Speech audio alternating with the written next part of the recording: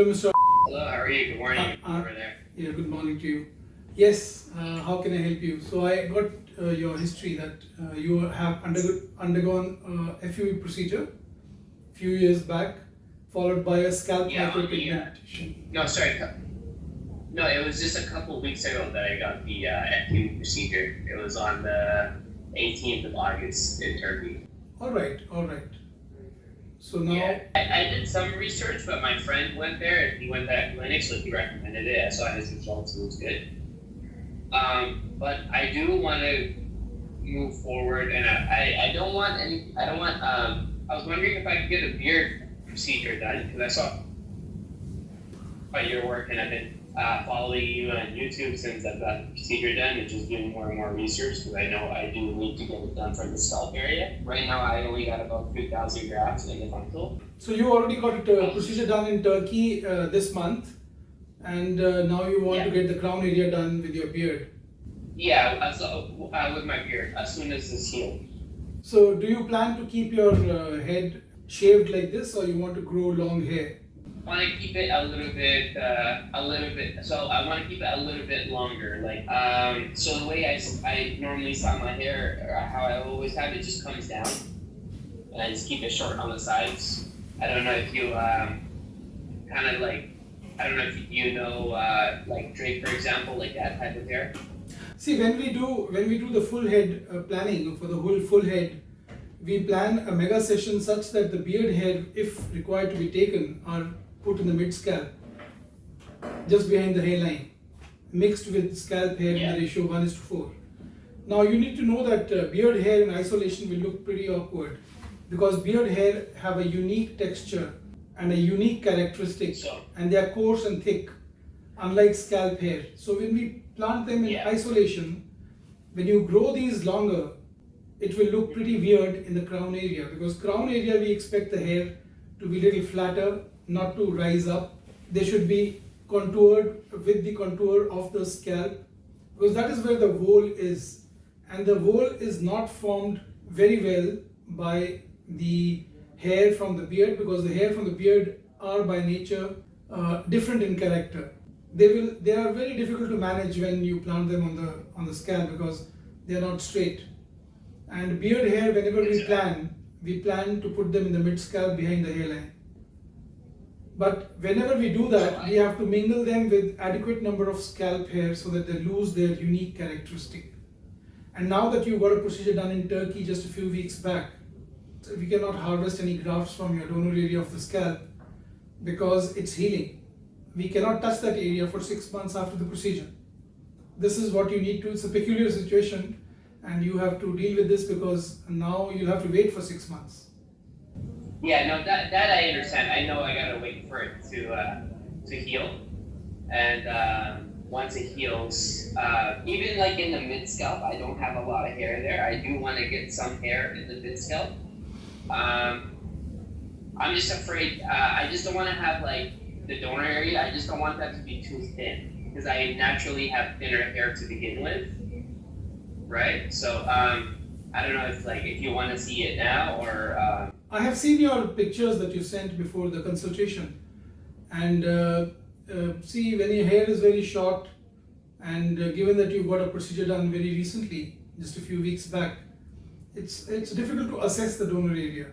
So this is the healing phase, and I do not think that in this healing phase one should plan the next procedure because a lot will go wrong.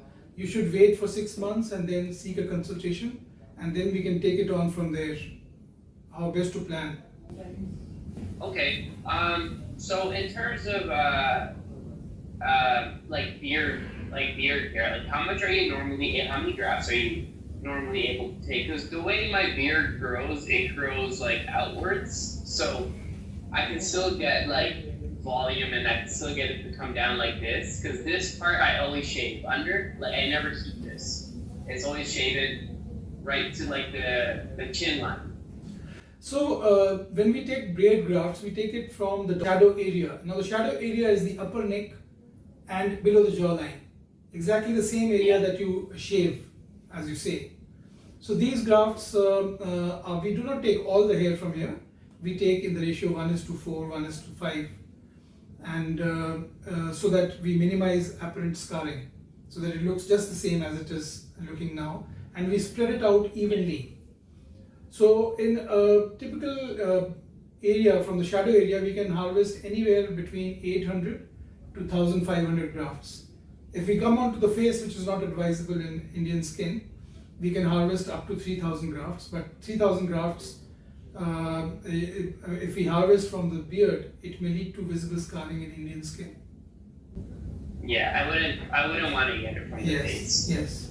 Yeah, and then I also saw in your video that body hair, like from the chest, is an option as well. Yes. Does that now this body hair, does that stay on the scalp or does that fall off? See, any hair from anywhere in the body will stay on the scalp. The only thing is they have different characteristics. They have different cycles. You know, the cycle of scalp hair is about 4 months to 6 months, and about beard hair is almost the same. But chest hair is a little longer, and if we consider leg hair, back hair, hair from the arms, it is even longer than that, 1.5 to 2 years. So that means that is the period of time that it will take for the result to show up. Chest hair is good hair, and it is very nice and soft hair, which we prefer to take for the hairline and sometimes for the crown area. But it doesn't add too much volume. Now, when you're considering any hair from the body, you need to know that it should be combable hair. It should be thick enough. It should come in the comb. Otherwise, there's no point putting downy hair. There's no point putting vellus hair. You want terminal hair, your hair which is thick, almost thick as your scalp hair. Only then it'll do the trick. Otherwise, it's of no use. It's just a numbers game without any result. So I will not advise that. Okay. Yeah. Okay. So for sure, I know, and like whenever this heals, I do want to take some from here, and I do want to put it in the mid scalp, because the mid scalp I don't have a whole lot of hair.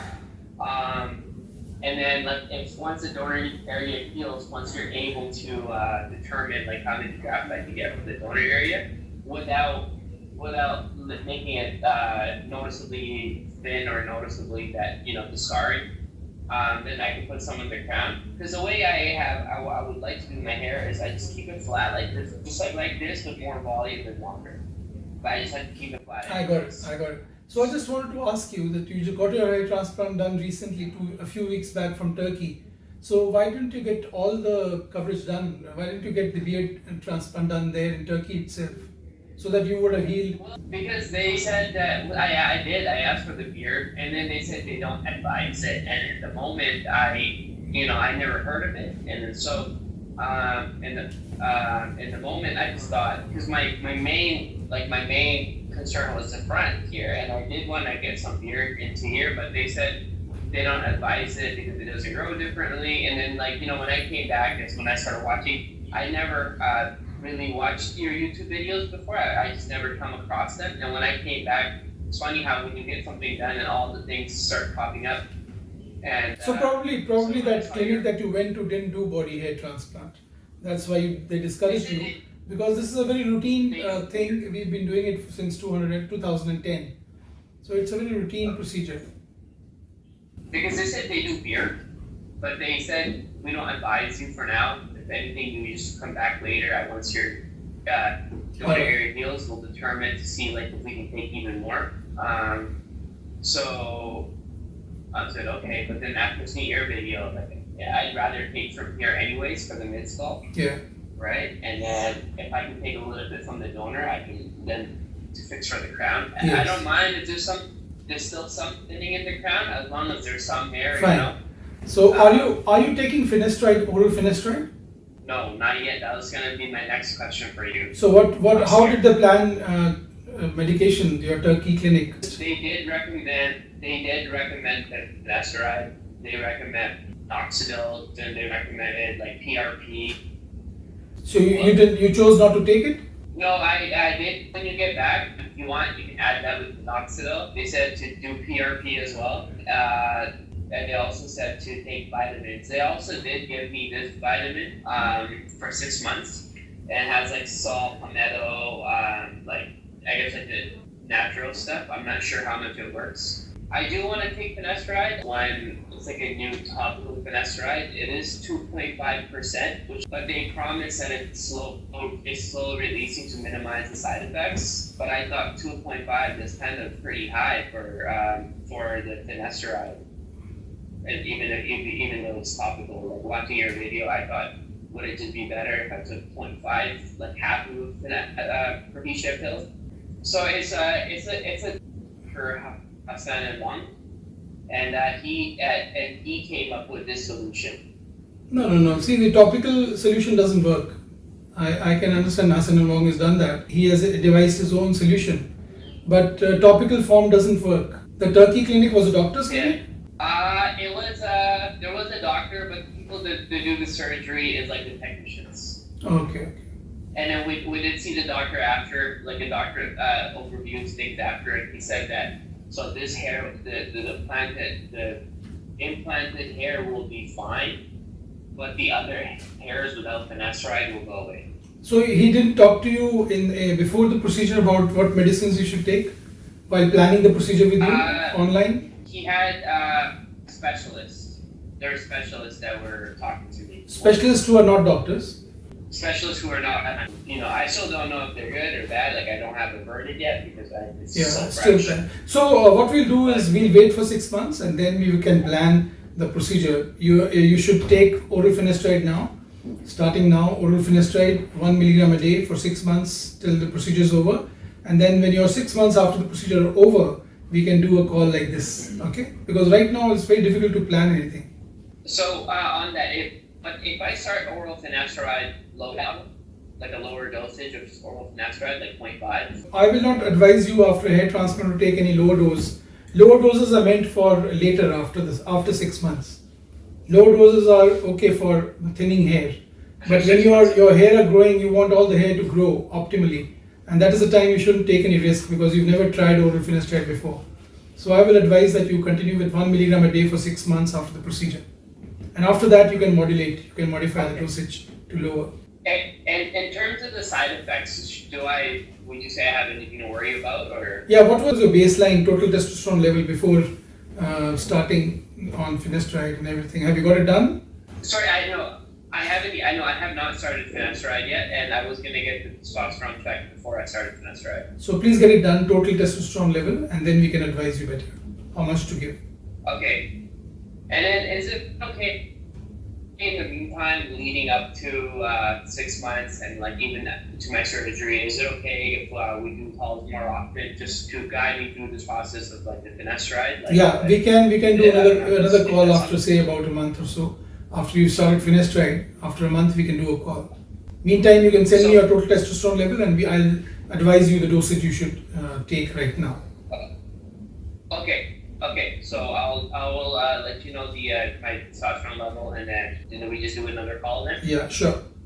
Okay. Okay then. Thank you. And I'll get that done in the next few days here, and then Let us I'll know. send you the blood work. Exactly. Okay. Thank you. Okay. Have a nice Thanks. day. Bye.